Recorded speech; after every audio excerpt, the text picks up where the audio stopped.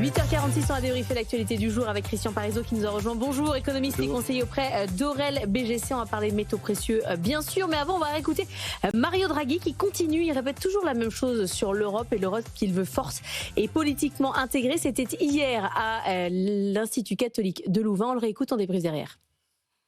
But collectively, we have something greater. Mais collectivement, nous avons quelque chose de plus important. L'échelle, la richesse, la culture politique et 75 ans passés à construire les institutions d'un projet commun.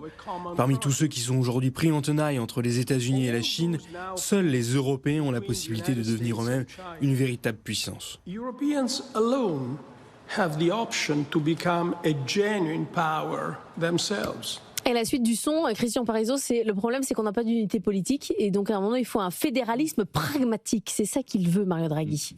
Alors, on peut qu'acquiescer par rapport à ce qu'il dit. Alors juste, je lis beaucoup de choses très négatives sur l'Europe. Alors juste, je voudrais rappeler quelques chiffres pour l'avoir en tête. En Europe, on est sur une inflation maîtrisée aujourd'hui. Je fais une photo. Alors je sais que la photo, c'est stable à un moment donné, mais si on fait la photo aujourd'hui, en Europe, on est sur une inflation maîtrisée, alors qu'aux États-Unis, on a quand même un vrai risque de dérapage de l'inflation. En tout cas, on n'a pas du tout de visibilité sur l'inflation. En Europe, on a un excédent courant de 2 points de PIB.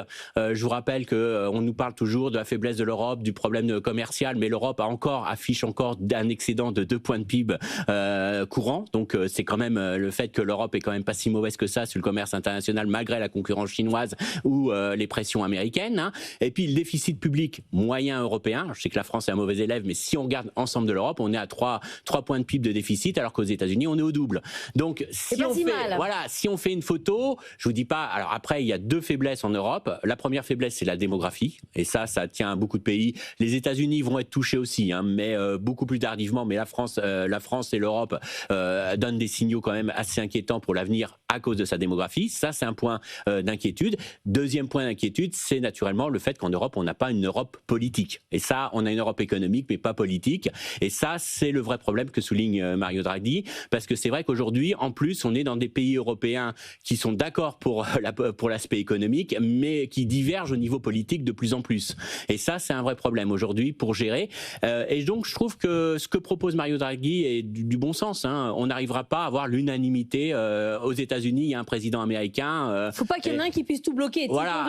Aux États-Unis, on a les institutions. Alors, il peut y avoir des États qui se révoltent, on le voit actuellement, qui sont pas du tout d'accord avec mais il y a quand même qu'un président américain. Donc, on n'aura jamais ça en Europe. Donc, le côté ce que propose Mario Draghi est plutôt du bon sens. Soyons pragmatiques.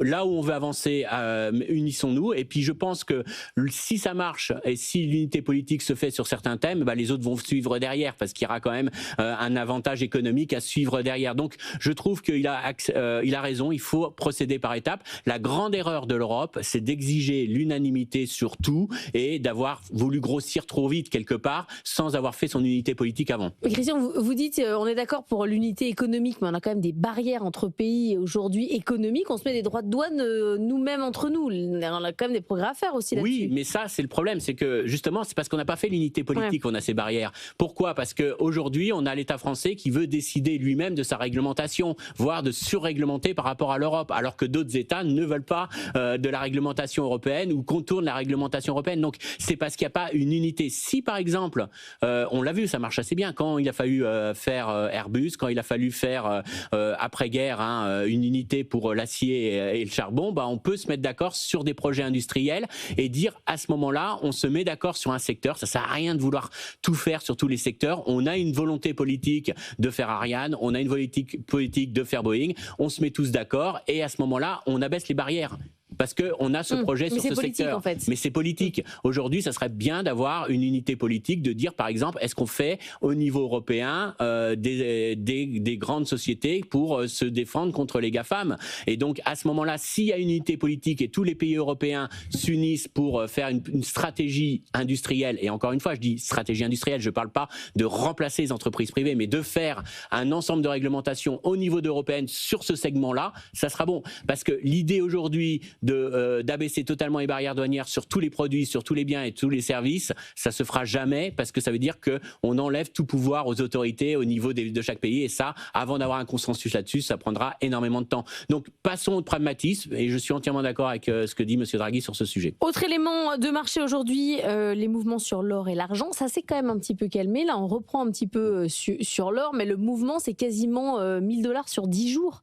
C'est incroyable ce qui s'est passé sur les métaux précieux. Alors c'est toujours le problème, c'est qu'est-ce qu'on appelle un actif refuge, parce qu'on a toujours parlé de l'or et l'argent comme actif refuge, mais s'ils deviennent plus volatiles que la bourse, est-ce que c'est vraiment un actif refuge? Donc le gros problème qu'on a eu sur l'argent notamment, normalement l'argent c'est quand même à 60% c'est une demande industrielle, donc oui, c'est pas, sert, voilà, on s'en sert, c'est quand même à la différence de l'or. On le stocke pas. Voilà, l'or c'est plus une demande de stockage, une logique financière, mais l'argent, on a eu une volatilité extrême parce qu'on a eu des flux énormes sur tout ce qu'on appelle les ETF argent, ETF or. Alors après, on parle aussi peut-être de spéculation au niveau de la Chine qui a pu jouer aussi, mais il y a eu aussi des flux énormes via les ETF et donc c'est beaucoup de ce qu'on appelle les particuliers, le retail, qui a peut-être amplifié le mouvement. Je dis pas qu'il n'y avait pas un mouvement des investisseurs professionnels, mais il y a eu sûrement un effet. Alors c'est un problème, ça traduit surtout que maintenant, avec les réseaux sociaux, avec le fait que les particuliers, on l'avait vu avec, on a eu le phénomène des mêmes stocks, vous savez, le phénomène que dans les réseaux sociaux, on commence à parler sur une valeur, sur on a une idée, les 7 magnifiques, et donc à un moment donné, on a la possibilité avec les réseaux sociaux finalement d'orienter un flux énorme de particuliers sur une thématique. Et donc ça se retourne aussi vite que ça, et ça crée de la volatilité. Et donc le gros problème aujourd'hui, c'est ce genre d'effet de mode. On l'a vu avec le Bitcoin, on l'a vu avec... il y a des moments, il y a des effets de mode qui amplifient les mouvements. C'est-à-dire que là, le flux est supérieur sur l'or et l'argent que sur les 7 magnifiques. Oui, donc sur la semaine passée, on a plus traité de TF. Donc ça vous donne le flux qu'il y a eu d'un seul coup et un flux de particuliers qui ont spéculer. Mais il faut faire avec, c'est ça la démocratisation. Alors, de la bourse fait avec, aussi. Mais ça crée de la volatilité et c'est vrai que pour des gérants professionnels qui avaient une logique plutôt de diversification de leur portefeuille, de peut-être aussi de se protéger contre l'aléa Trump, quelque part, c'est un peu ça mais aussi. Mais c'est retrouver d'autres valeurs refuges. Et donc, non, on peut pas en retrouver d'autres, ça reste une thématique, mais il faut vivre avec, il faut vivre avec ces à-coups, ces flash tracks, ces mouvements, et ça facilite pas la gestion de portefeuille. Il faut rester calme et puis surtout limiter les effets de levier, parce que ce qui fait mal dans ce genre de mouvement, c'est quand on a des appels de marge et qu'on est obligé de vendre.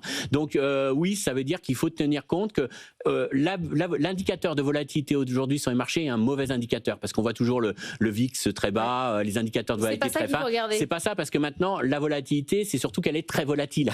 C'est-à-dire qu'un niveau actuel non, ce qu'il faut regarder, c'est que lorsqu'on a des phénomènes d'excès, d'engouement, il faut savoir réduire ses expositions et en tout cas être prêt à avoir des pics de volatilité à un moment donné. Et ça change. Alors qu'est-ce qu'un actif refuge s'il est volatile?